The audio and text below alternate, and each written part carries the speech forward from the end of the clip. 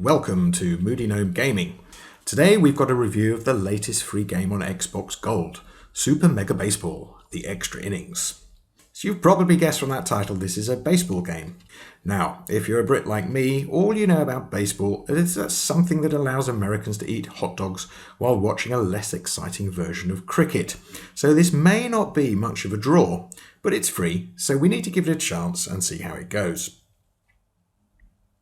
In the game, you can play a one-off exhibition match or a full season, and that way get to choose your side from a selection of animal-themed teams, each of which has a specific skill like big hitters, great pitchers, or fantastically fast runners in the field.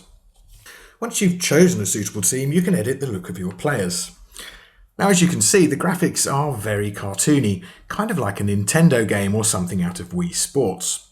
This goofy style is not really my thing, to be honest, but it works absolutely fine for this kind of casual game and doesn't cause any distraction, unlike the loud and raucous background music that can, thankfully, be turned down or indeed completely off.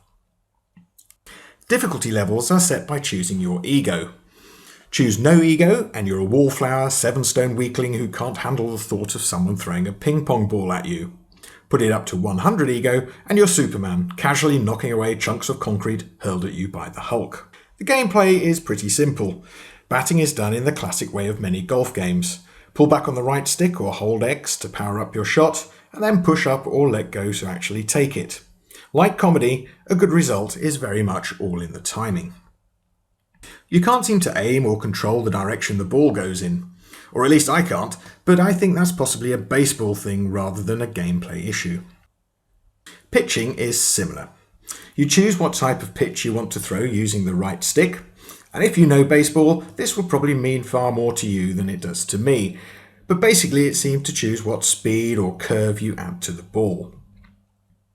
Hold down the X button, and move the left stick to hit the target, and then let go, and the ball will head on its merry way towards the batter.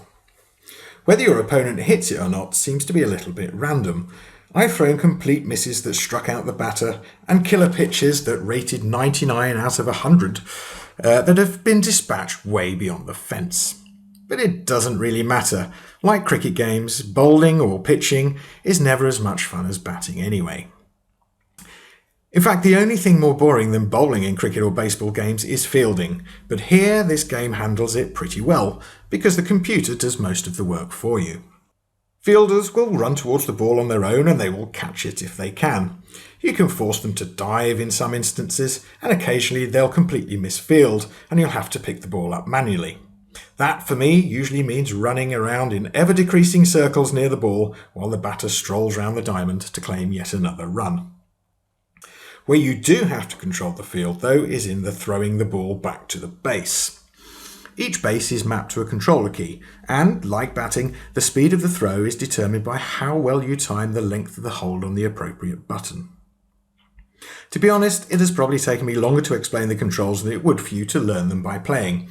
It's a pretty intuitive system, easy to learn, simple to use, but not necessarily that easy to master. Win or lose, at the end of a season match, you may level up and get offered the help of coaches or specialised gear to improve the stats of your players, giving you the feeling of building up your team skills over the season.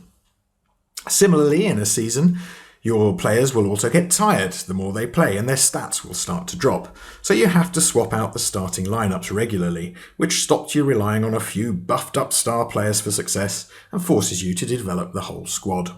Now, baseball is very much known as a game that loves its stats, and if that's your bag, then you'll be happier than a burger salesman at the World Series finals. For me, it's a meaningless set of letters and numbers.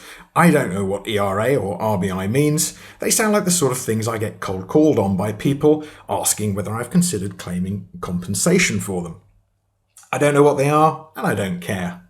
And to be honest, neither should you, because it really doesn't affect the basic gameplay as far as I can see. Overall then, for a freebie, this is quite fun. Unless you're a hardcore baseball fan, you'd probably never have given this so much as a second glance, so having it for free is a chance to try something that you might not have bothered with otherwise. Are you going to be hooked for weeks? No.